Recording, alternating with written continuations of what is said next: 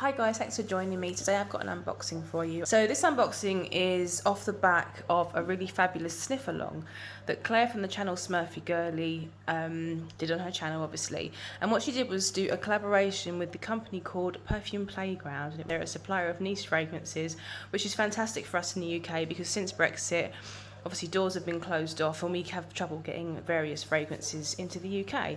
I wasn't familiar with them. I'm so glad I am now because they are a fantastic company. Claire approached them and she got together with them, and what they did was put together a discovery set of the Masque Milano house. So Masque Milano recently launched their newest addition to the lineup, and that was called Lost Alice.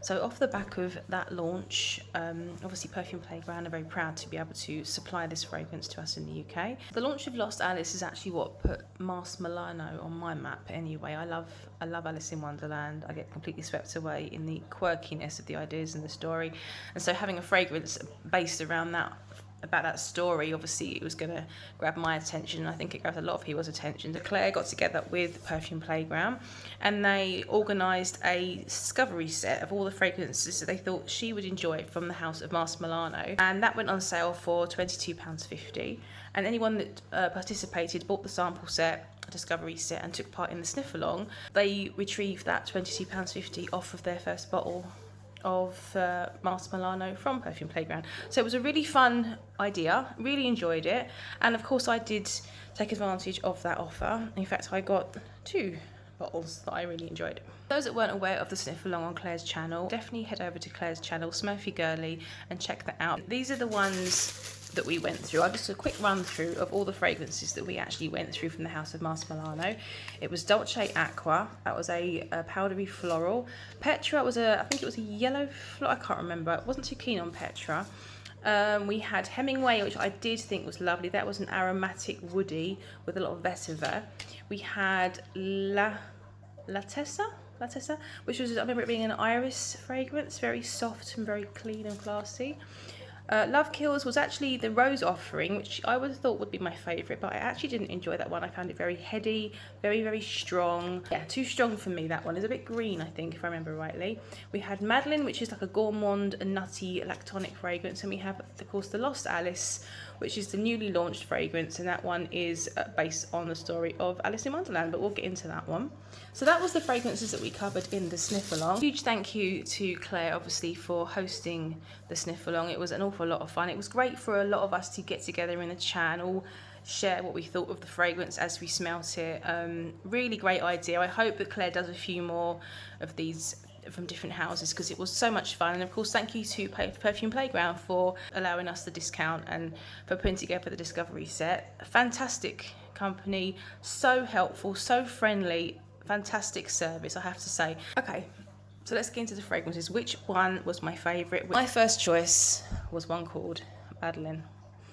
And this is their very much gourmand offering from the lineup. Madeline was the one I completely fell in love with. I do like my sweet fragrances. I like my jammy roses, and you know, when you've got that combination of sort of jammy floral, I love that style. But I don't normally go for fragrances that are straight up food. You know, I don't want to smell like food or anything that smells like it's been baked. But Madeline, oh my goodness, Madeline is a game changer in my collection. I've got nothing else that smells like this one. It's not a baked good sort of scent. This is it is desserty. This is the packaging. It's a lovely solid box, really classy. You've got the notes on the back, you've got the perfumer here, you've got the little emblem with what the design of the bottle looks like. Masque Milano. Let's get into this. Like I say, this one obviously I've opened, obviously. So we have the bottle, and I've seen these bottles on both Instagram and on YouTube, and I've always thought they were quirky, but until you get them in life, you don't appreciate how actually beautiful they are. They are so beautiful in life. It's tucked nicely in that foam pad. Pop that over there. And this is how it looks. So it's actually bigger than I thought it was going to be. This is only a 30ml, but you've got quite a thick amount of glass at the base of the bottle. Obviously there's quite a lot of height on the lid. The lid is this kind of rubbery coated wood, I would say, like a rubbery paint on the wood, really lovely. And a little click holds the lid in place there. It's just a beautiful bottle. I'm really pleased with the presentation. So Madeline is a gourmand. It is a beautiful, lactonic, nutty, creamy gourmand.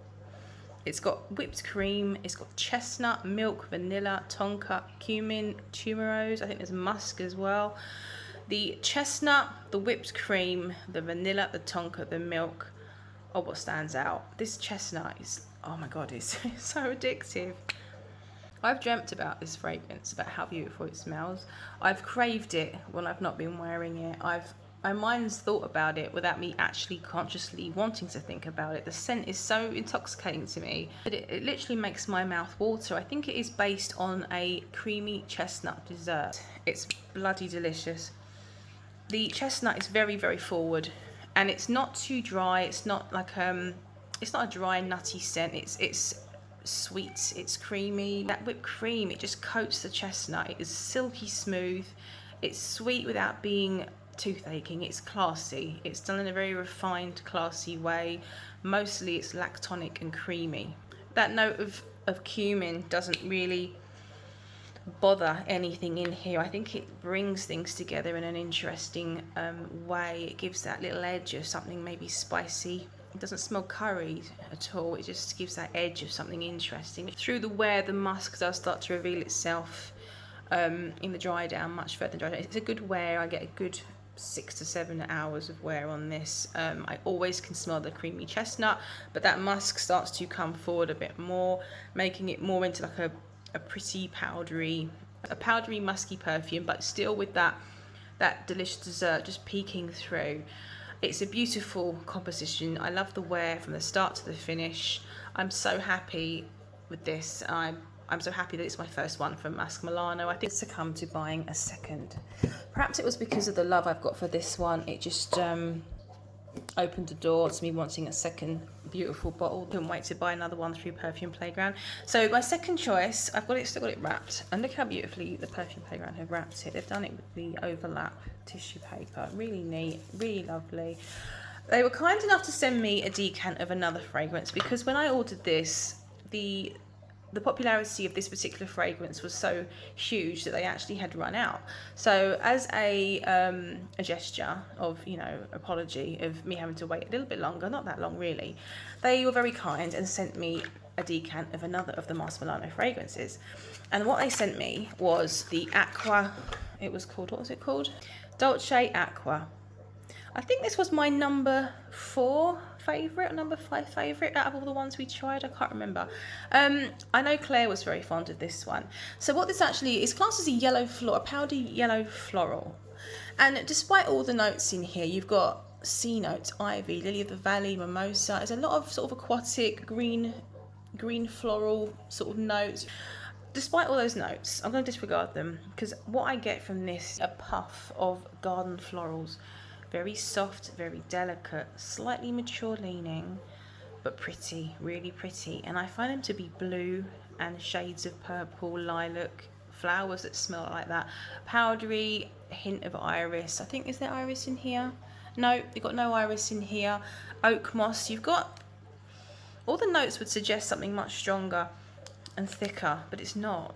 I would colour this light blue if I could colour it something. It's like a powdery light blue floral.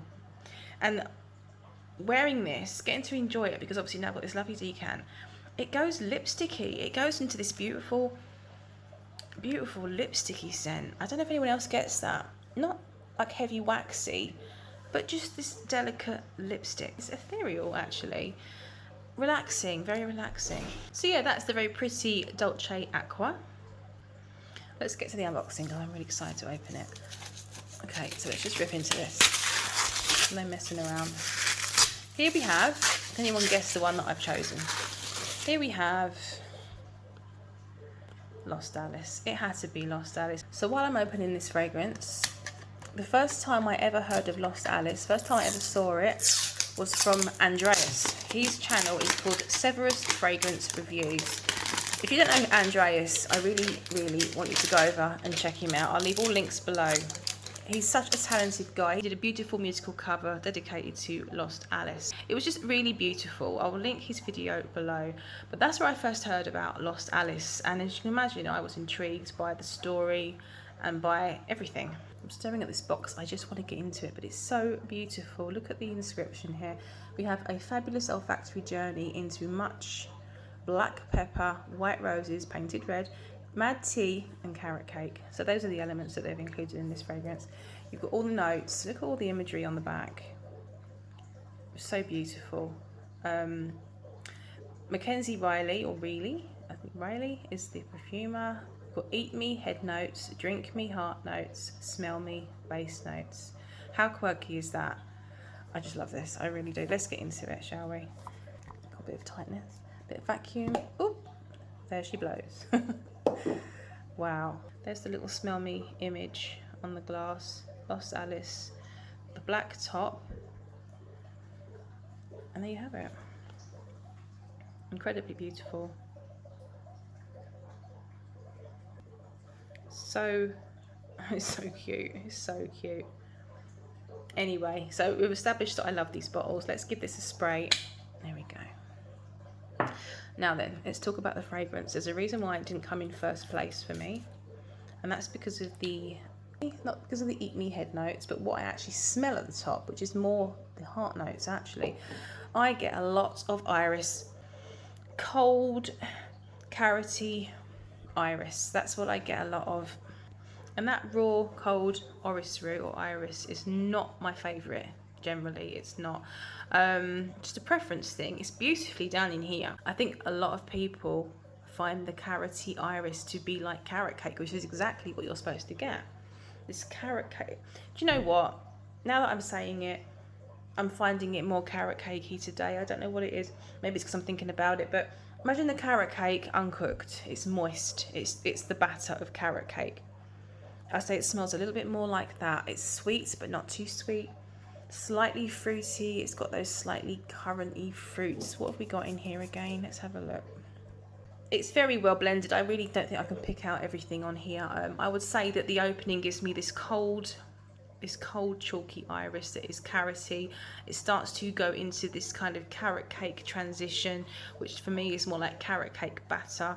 What I enjoyed about this, why it came in second for me, is the transition of how it changes, which in itself has got that quirky magical element that you would have in Alice in Wonderland. I get this beautiful creamy lactonic sandalwood. That's what stands out to me in the dry down. There is a lovely freshness running through this, and I think it's that note of English tea. Oh, I just love how quirky everything is here. The note of English tea, I think that's running. You've got a cup of tea next to your carrot cake. It's a lovely fresh cup of tea that's there all the way through, and it's just blending with everything the whole way through. But in the base is where I really fall in love with this one. It's such a delicate, soft but creamy sandalwood. I haven't got many sandalwood fragrances because I find they tend to go a little bit too coconutty for whatever reason on me. I'm not a massive fan of a lot of sandalwood fragrances, but this is so soft. It's so refreshing. Imagine a refreshing sandalwood. I don't know how you can do that. Lactonic, refreshing. It is woody, but it's creamy. For me, this is a cozy evening on a warm night kind of scent. That's just how I think I'd prefer to wear it. Much like Madeline, I look at Lost Alice as being this cute, playful piece of olfactory art. It's just fun for the nose, it's quirky, it's interesting. Yeah, these are to pick up and enjoy it on special occasions, personally, and I'm absolutely in love with this bottle. I think I've picked two absolute crackers here. And there's a lot that I haven't tried yet. You've got ones like Tango and Mandala, and there's tons of beautiful ones that I'm excited to try. So that's it. That's the end of the video. I hope you really enjoyed it. What is your favourite from Masque Milano? Have you tried all of them? Have you tried a few of them? Which ones are you excited about? But that is it. Thanks so much for joining me. Take care, guys. Over and out.